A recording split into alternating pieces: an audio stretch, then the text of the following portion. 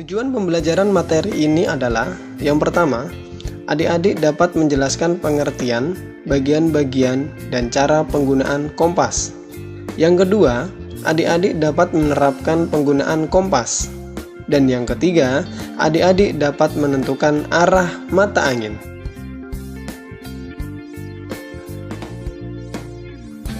Pengertian kompas.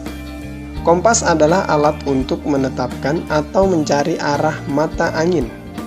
Biasanya digunakan oleh pelaut, penerbang, pekemah, pemburu, dan petualangan lainnya untuk berpindah dari satu tempat ke tempat lainnya. Tipe dasar dari kompas. Pertama, kompas magnetik yang sudah dipergunakan sejak 7 abad yang lalu. Pada kompas ini, arah ditentukan oleh magnet yang berbentuk jarum yang mengarah pada kutub utara di bawah pengaruh medan magnet bumi. Kedua, girokompas. Alat yang ditemukan pada awal abad ini. Alat ini tidak dipengaruhi oleh medan magnet bumi, namun didasarkan pada disk cepat berputar dan rotasi bumi atau badan planet lain jika digunakan di tempat lain di alam semesta.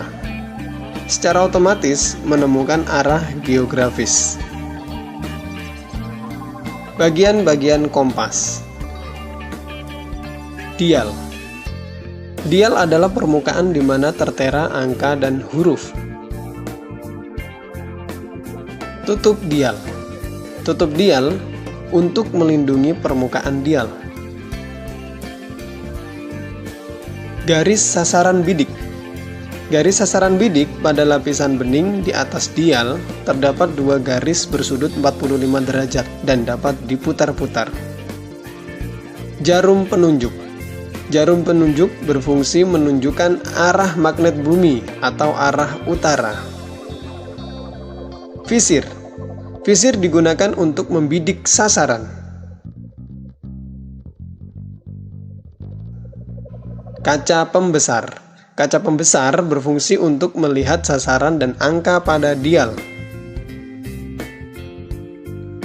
Alat penggantung.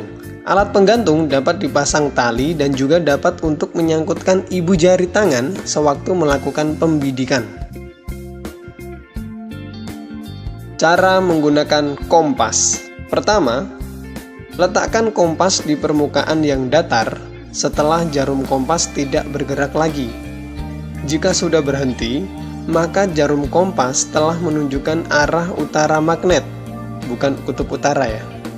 Jarum kompas tertarik oleh adanya magnet bumi yang terletak beberapa derajat dari kutub utara bumi. Kedua, bidiklah sasaran melalui visir atau pembidik. Yang ketiga, apabila visir meragukan atau kurang jelas, luruskan saja garis sasaran yang di atas permukaan dial ke arah visir, searah dengan objek sasaran. Keempat, titik sasaran bidik disebut juga checkpoint. Kelima, sasaran balik atau back reading dipergunakan apabila kita kembali ke titik asal atau sebelumnya. Caranya, tinggal menambahkan atau mengurangi 180 derajat dari sasaran bidik. Sasaran balik atau back azimuth. Kita tahu bahwa lingkaran itu sudutnya adalah 360 derajat. Setengahnya adalah 180 derajat. Nah, cara menghitung back azimuth, yang pertama, tambah 180 derajat apabila sasaran bidiknya itu kurang dari 180 derajat. Yang kedua, kurangi 180 derajat apabila sasaran bidiknya lebih dari 180 derajat. Misalnya, sasaran bidiknya adalah 315 derajat. Maka, cara menghitung sasaran baliknya adalah 350 derajat pada checkpoint, kita kurangi 180 derajat. Kenapa dikurangi? Karena sasaran bidiknya lebih dari 180 derajat. Jadi hasilnya adalah 135 derajat. Itulah back azimut jika kita ingin kembali ke sebelumnya. Arah mata angin. Kita sebut arah ini adalah arah primer. Ada arah utara, timur, selatan, dan barat. Utara terletak pada 0 derajat atau 360 derajat pada kompas. Sedangkan timur adalah 90 derajat, selatan 180 derajat, barat 270 derajat. Bagian yang kedua, kita sebut ini adalah arah sekunder. Ada timur laut, tenggara, barat daya, dan barat laut. Timur laut terletak 45 derajat pada kompas. Tenggara terletak 135 derajat pada kompas. Barat daya 225 derajat, sedangkan barat laut adalah 315 derajat. Arah yang lainnya, ya, ada utara timur laut 22,5 derajat pada kompas.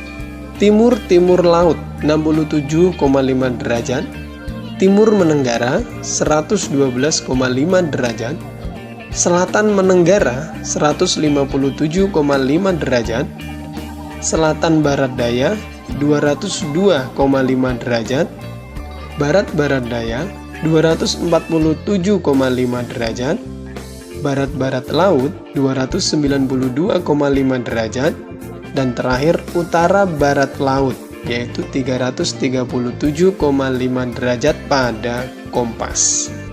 Sekian materi penunjuk arah mata angin.